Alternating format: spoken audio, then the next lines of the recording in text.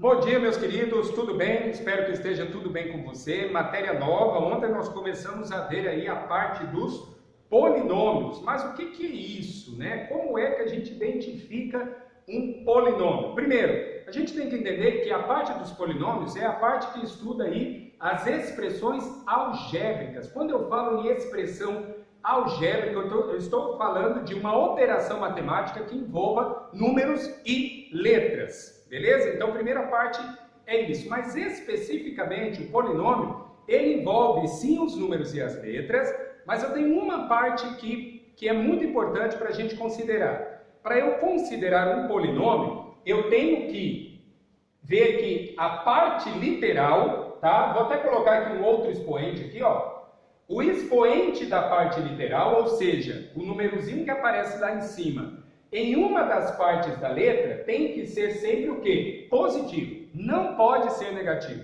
Ok? Então, por exemplo, se eu tiver isso daqui, ó, 3b elevado a menos 2, isso daqui não é um polinômio. Tá? Então, o polinômio é, sim, toda operação matemática que envolva números e letras, porém, o expoente da letrinha tem que ser sempre positivo. Ok?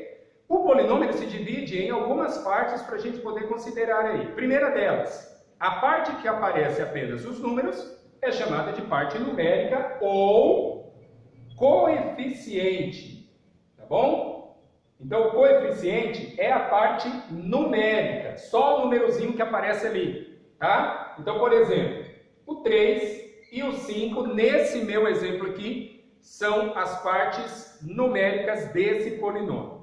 A parte literal ou algébrica, álgebra letra, né? Literal letra. Então a parte literal ou a parte algébrica, obviamente, são as partezinhas que aparecem as letras, junto com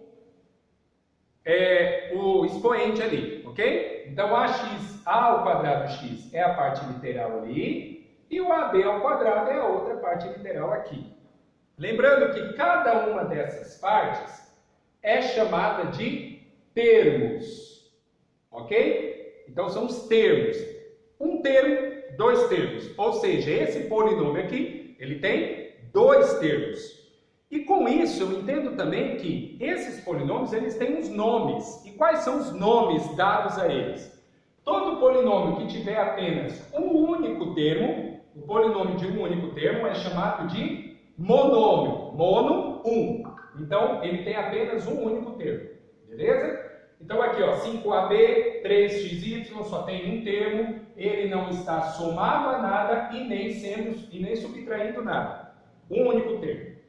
Todo polinômio que tiver dois termos, e esses termos eles são separados por um sinalzinho de mais ou de menos, ok? Então aqui eu tenho dois termos, esses dois termos, eles então são chamados de binômios, bi2, ok? O polinômio que tem três termos, ele é chamado de trinômio. Acima de três termos, aí já é só polinômio. Você viu que aqui, ó, por exemplo, eu tenho menos 2, ele não tem uma parte literal, não tem problema. Ele continua fazendo parte do polinômio, ok? Então aqui, por exemplo, eu tenho três termos, ó. O 5x é um termo, mais 2ab, que é o outro termo, e o menos 2, três termos, é chamado de trinômio. Acima de 3 é tudo polinômio. Beleza? Então essa é a estrutura inicial de polinômio que a gente vai estar trabalhando daqui para frente. Então só lembrando, polinômio envolve números e letras. Para eu considerar um polinômio, o expoente da parte literal tem que ser um número positivo, ou seja, não pode ser negativo. A parte literal é aquela parte que envolve apenas as letras. A parte numérica, obviamente, aqui é a parte que só tem o número, que é chamado de coeficiente.